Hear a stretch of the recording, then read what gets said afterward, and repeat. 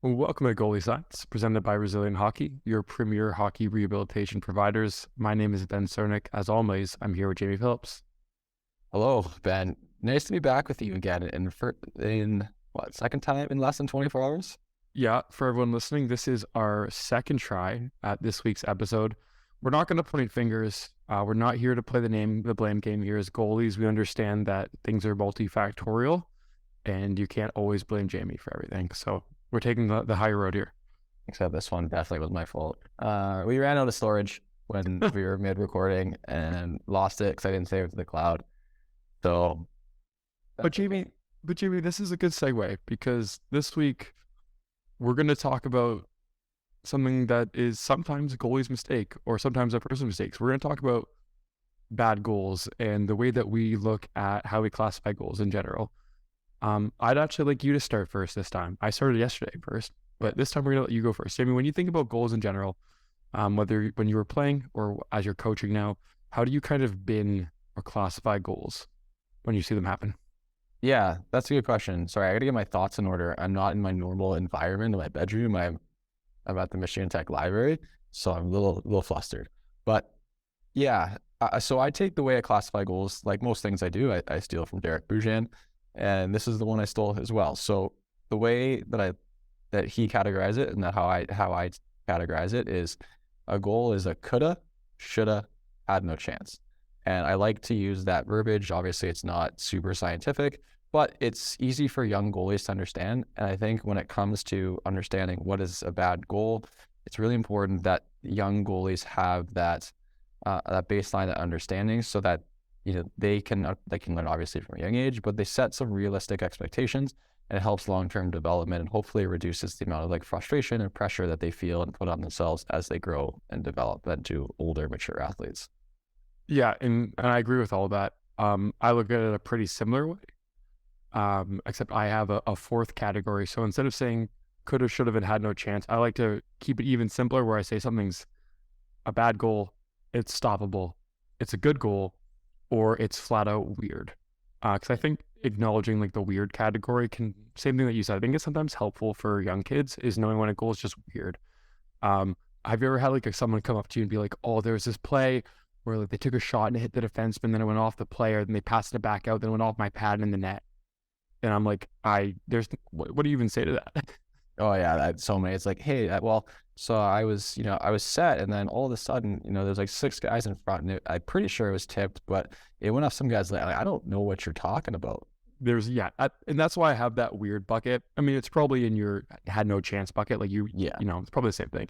But the way that I kind of define them, and I think intuitively it's the same way you do, is that I call a bad goal bad when a goalie makes a really clear mistake, like a really big mistake, like being 2 feet off your angle and the puck be too far aside. That's just a kind of a bad goal by nature because you made that big mistake. Or a series of small mistakes. And I think that's what we're going to talk about in a little bit here. But I think that's important to know that bad goals are oftentimes, they're bad because there's a lot of stuff you should have done differently, right? That's your should have, right? You should have done things differently. That's what led to the goal.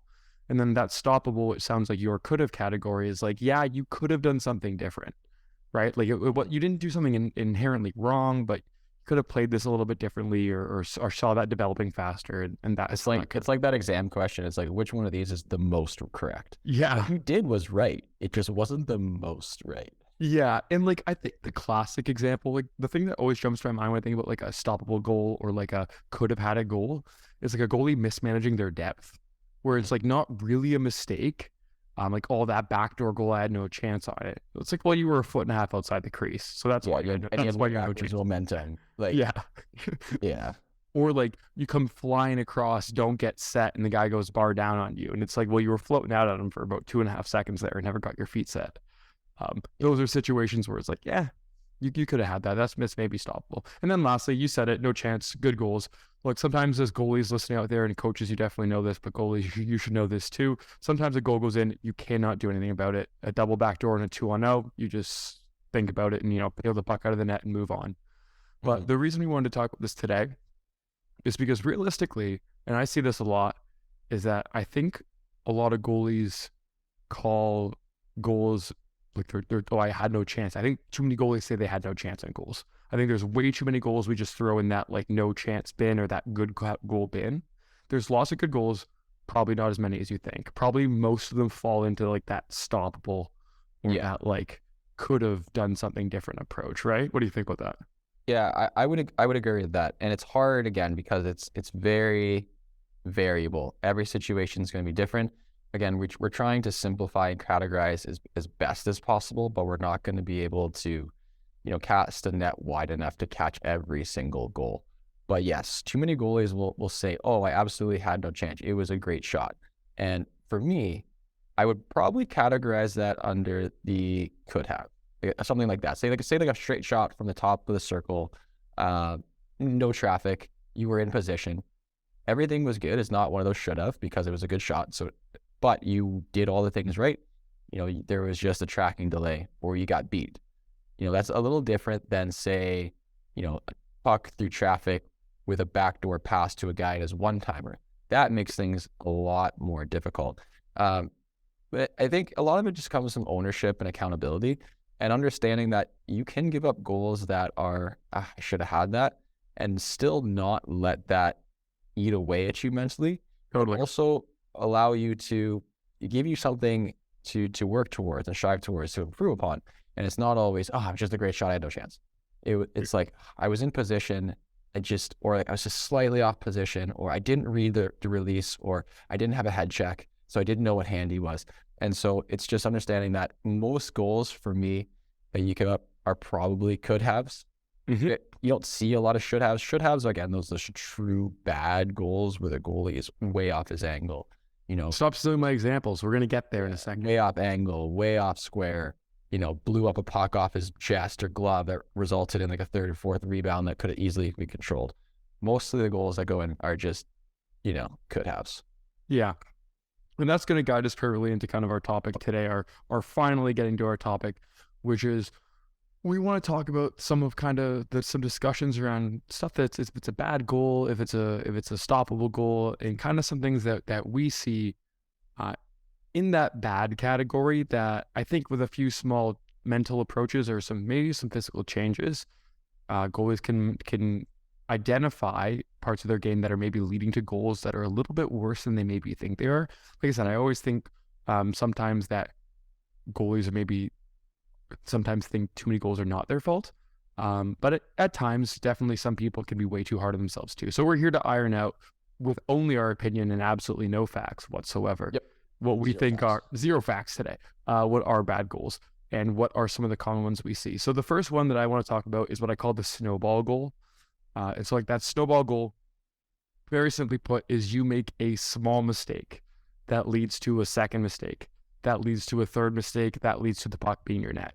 And my least favorite snowball goal is the clean shot from distance, bad rebound, where it's like it starts the cascade of a play. So the example I always tell is back when I was in college, wrist shot from like just outside the top of the circle, clean, like what guy didn't really step into or anything, but just palms me right in the glove, and I send that puck right into the corner, right? You know what? That's an okay rebound, but that's hit me in the glove. Like that's probably a whistle, right?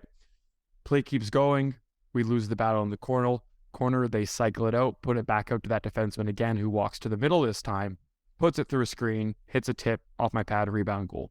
And if you just look at that goal in a vacuum, it's like, traffic, tip, rebound. That's a pretty nasty combo for a goalie, right? There's not a lot of stuff that we're often trying to correct on that. But that whole play only started because I gave what we would call a bad rebound 20 seconds before that, right? Yeah. You said it right there in a vacuum where we get tunnel vision and we focus too much on the goal itself. It's one thing if a rush play comes in and the guy shoots it from just outside the blue and you mess it up. And it goes in, that's on you. But if that rush play, the guy risks it and it blows off your chest, and it turns into another play and the puck stays in your zone for an extended period of time, the goal itself may not be a bad goal, but the play leading up to it we'd classify that, or Ben and I would, as a bad goal because it was very much avoidable. Now, again, I think you said this yesterday when we recorded that you can't guarantee that they don't score right off the face-off, that you cover it. But again, that's hockey. You can't control everything despite, our best intentions. So I would agree, and I struggle. I don't struggle with that, but some of my goalies will struggle with that. They'll play a puck, and it ends up in a turnover, and then it ends up in a goal like 30 seconds later. The play's in the zone, and I go, and they'll be like, "What's wrong with that goal?" And they're like, "Well, I didn't this, I didn't do that." I'm like, no, man, like you turned the puck over. You didn't take a look where you were going behind the net. And they're like, oh, okay. And so I just want to emphasize that is the importance of everything we do, because it can be a domino effect into, into goals against. And so it's really important that we work on all those aspects of the game, and then we think critically and analyze, not only the goal, but the play leading up to the goal. Yeah, and that's something that I've echoed a lot recently, is if you're a goalie right now, or you're a coach of a goalie or a parent of a goalie, and your team is getting hemmed in a lot and long periods of time in your own zone, like a goalie's a part of that. Like you are a part of your team's in-zone defense as much as the position is reactive. There's times where, you can make that play work out better, where that long delayed time in zone, you can contribute to that, right? Positively and negatively. So that's one of the reasons, it's one of the first goals that I always like to talk about.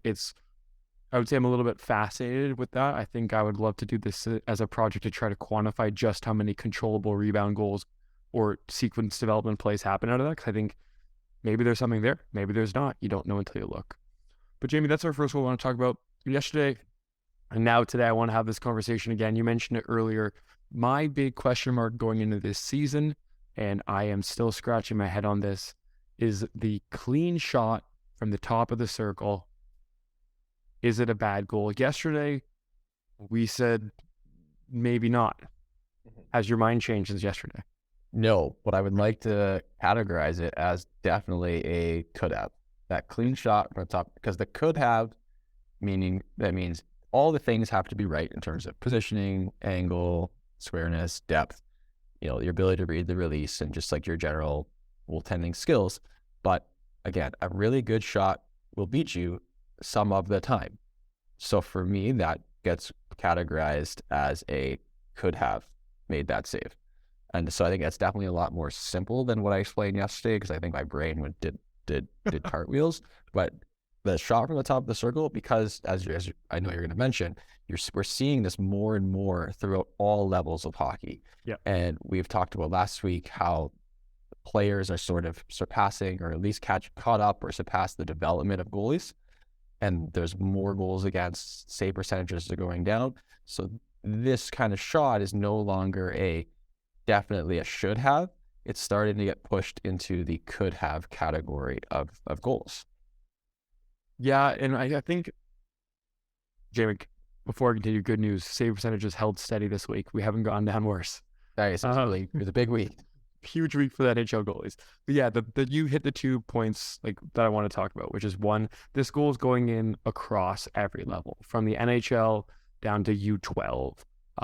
You see this goal all the time. Now, it's not looking exactly the same at every level, obviously, but it's happening more than I would expect, or definitely more than you and I would have expected, let's say 10 years ago. Like, I think that goal going in on you 10 years ago, you're pretty upset about now. Mm-hmm. And I think it's just more commonplace that we're acknowledging that shooters are changing the angle as they come in and step into that shot. Shooters are hiding their release and opening up their hands later in their release, which changes the angle of the shot. And they're flat out just shooting harder too. Yeah. So all those things, put it in the blender, and that stepping into this shot from the top of the circle doesn't look nearly as bad as it maybe did 10 years ago. And so I'm with you. I went into the season saying, always got to have that. And as this season's progressed, and I've watched a lot of hockey this year with people I've coached, and, just different games at different levels, it's happening everywhere. It's a better shot that I think we give it credit for. And I think we're going to see coaches hopefully see that as well, because I think a lot of the time coaches will blame a goalie on that shot. But if your team's also scoring it, sorry, if anyone's listening to this on the audio and Jamie has made the face of absolute defeat and that he doesn't have no hope for goal, coaches acknowledging that might be an okay goal. Well, yeah, because coaches are never happy with anything. And most coaches were not goalies. And so a lot of the bad goals or the knowledge of goaltending that a coach has is from watching hockey and listening to the play-by-play guys. And Down too early, cut off the angle. yeah, and most of the play-by-play guys are not goalies, and they have a repertoire of like 4 to 7 of the exact same things. Oh, he came out to cut down the angle, fought that one off. Oh, patience is great. Or just like all these things that just like reverberated because it's easy, it's quick, it's routine. Their brains are working under a tremendous amount of speed and pressure, so they got to get something off. And so it's like, oh, you just got to cut down the angle. How come you didn't cut that angle out? No, that is why you gave up that goal through the tip and the screen, because you didn't cut down the angle. Everyone knows that. I heard it on Hockey Night in Canada last week. So I have hope for coaches? No. But I have hope for goalie coaches. No. I have hope for goalie coaches. At least most goalie coaches are probably on the same page. And if someone maybe isn't like super great or is learning or is new, I have a feeling that I have a lot of hope for them, that they'll be able to look a little more critically at the play than just, someone who had spent their whole life as forward or defense. Yeah, Jamie, I did a probably watched about 300 to 400 NHL odd man rushes at the beginning of this month and end of last month as part of a project I was doing. So watched a lot of NHL rushes and was pleasantly or interestingly surprised at how many goalies don't even really leave their crease on an odd man rush anymore, or like barely leave their crease on an odd man rush. Because I think that's something that's also changed too. I know we're not talking about that today, but it just reminded me that like you got to cut down the angle. And it's like, well, actually, goalies are taking like half a step out of the crease to get like 2 feet of backwards momentum on an odd man rush. There's exceptions. Like Saros is more aggressive, but he's also the best skater in the league. And very smart. There's also a really funny clip I have it saved on my computer of Saros just getting absolutely blown up like middle of the net from a wrist shot 8 feet from the top of the circle. Like it's a 1-on-1 and he just lets in a clean wrist shot. And it's like just hits the middle of the net. And it just makes me laugh because it's like he's so good, so talented, so dialed in. And it just goes to show that that can happen to anyone. Everyone gets scored on. Yeah. Yeah. Jamie, our last bad goal, our last complicated thing that we want to talk about is it automatically a bad goal if a shot beats you and you weren't on your angle and you weren't square? Is it automatically a bad goal? Or yes, automatically a bad goal. We, as goalies, we have a few. Hold on, can we caveat this? Can you at least, what if it's a one-timer pass across the slot? No. If you have time, so if you have time to be on angle and square on your feet and you get beat, then and you get beat as a result of not being on angle or square, it is your fault. Yes. Okay. You might lateral release into something and get beat, but that for me is a could have, because you're making that save in motion, or if you're so far behind the play or the play is moving too quick where you have to slide and you get beat, as long as if that slide is a result of your bad play, then it is your fault. But if that slide is a result of a quick play or a nice move or something, then no, it is not your fault. You can only do your best to chase the middle and get back on angle. But if you have the opportunity to be in the right position and you are not, that is 100% your fault. And that for me is the ultimate bad goal. Yeah, I think the one thing when you look at the best goalies in the world, they all play differently, right? They're different sizes. They're very different skaters. Yeah. But the one thing that they do all consistently well is get their chest to the puck in the right spot. Yeah. Right? Like I think people I think one of the things that I'm always most interested in is the really, really impressive save that looks really easy. And I know, yeah, but like nothing makes me more upset in a lot of ways with how much more credit we give a sprawling backdoor save than just like a controlled backdoor save. Like I watched the Leafs highlights from last night. So this is reported on March 27th. It's a Monday. The Leafs played on the Sunday night. And Joey Wall in net made a bunch of lateral and backdoor saves. But the ones that I loved were just like good read, good pivot, hard slide, got his chest to the puck, made a pad save, right? the big lateral saves he made, I was like, okay. Yeah. You know what I mean? It's like I'm way more impressed if you're making 4 or 5 lateral release or complete backdoor saves positionally correct, like you are having a good game. Like you're Yeah. doing things right. And for me, like when I see that, it's like, if someone makes not a sprawling save, but say someone makes a really nice backdoor like push, like, yeah, I'm like, okay, that's a good save. But I just love, I'm like, wow, step so nice. I just love how he had a little bit of retreat in zone. He read that, like, oh, that read. It's the read for me. The ability to read the play and understand that really fires me up, because that is, again, we've talked about how it's very difficult to teach, but that is really the hallmark of a good goalie, is someone that is just thinking the game and everything's automatic like that, and consistently automatic, not just 1 out of every 10. Yeah, I agree. And I just want to add one thing to the reading thing. I thought about this a lot. We had some healthy pushback to the reading the game concepts. And that's fair. Like we want that. Like we always welcome discussion. We think people learn way more, us included, by good, healthy discussion. But an analogy I didn't make when we recorded that, when we were talking about that the first time, is like we both think you can't directly teach the game, but you can provide situations to learn in and try to understand that. But have you ever just watched at every level how much defensive player puck watching still exists? Like a lot, right? Inherently, puck watching as a defending player, not a goalie, but as a goalie too sometimes, puck watching as a defending player is a demonstration of poor reading of the game, because you're not constantly scanning your surroundings, which means you're not adjusting to the play as it develops because you're focused on the puck. Right? Yeah, I could get away with that. Yeah. So follow me on this trip here. And so because that happens at every level, I see it a ton at the junior level. If we could just teach people to not do that, we'd be able to teach people how to read the game. Like that's just in my head the same thing. And you can try and explain to people over and over again not to puck watch, why you shouldn't puck watch, what you should do instead of just puck watching. You put them in that high stakes competitive environment again. Jamie, what do they go back to doing? They puck watch. They puck watch. And so I think that ties in nicely with like how you were just saying that a goal being like a goal going in because you're out of position, or a great save happening because you're in position. Those are all products of being able to read the game there.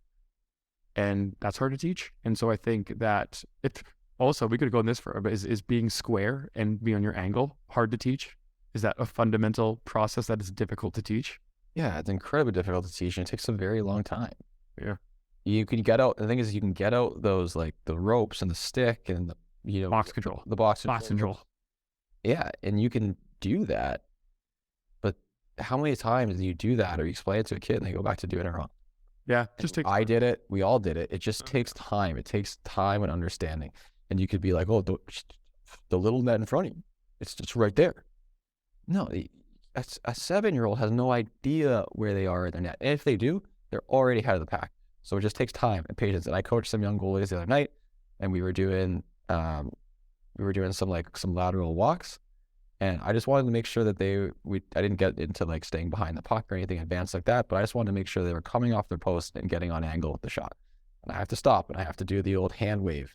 Just over a little bit more. Yeah. Okay, good. Now do it again. Do it again. Yeah. We're off. Okay, over a bit more. Do it. And eventually they'll get it right. And now I'm looking for, is that becoming, do I have to wave them and direct them less and less? Yes. Okay, then I'm doing a good job. No, I need to change something. And so I think that's a nice place to stop there, Jamie. I'm happy that we're able to, again, kind of try and outline what we think or how we should try to look at goals, at least our philosophy at how we look at goals. I think if people don't have a philosophy, they could, try to take something from us. Or if you do have a philosophy that you really like and you think you like it better than what we presented today, then keep your philosophy, right? There's a lot of ways to look at this, and we just wanted to present the way that we kind of approach that. And most importantly, gives us a framework for what we can talk about, kind of those bad goals or maybe less bad goals that we think that we've been seeing this year. Yeah. And so, Jamie, I'm going to let you plug everything. Also, most importantly, I had a chance to say this yesterday. I'm going to say it again. Everybody go follow Jamie's YouTube page. Don't go follow his Patreon page. Jamie does not pay me when he makes money on Patreon. So boycott Jamie's Patreon, #FreeBen.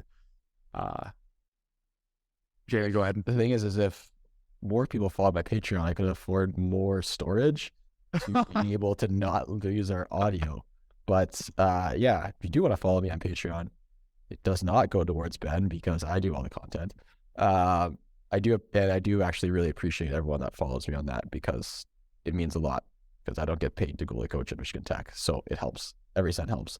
But like, comment, subscribe. Love to hear your thoughts on this, how you guys categorize it. Share this with a friend, share it wherever you can. We just like to get, more people on the same page, or at least thinking critically about goaltending and training. You don't always have to agree with us, but at least take a deeper dive into your own thoughts and your own opinions and beliefs, and then try to look at the evidence and come up with a better conclusion. So ultimately, goalie science is about making goalies smarter, just like science class. I like science class. And on that note, Jamie, until next time.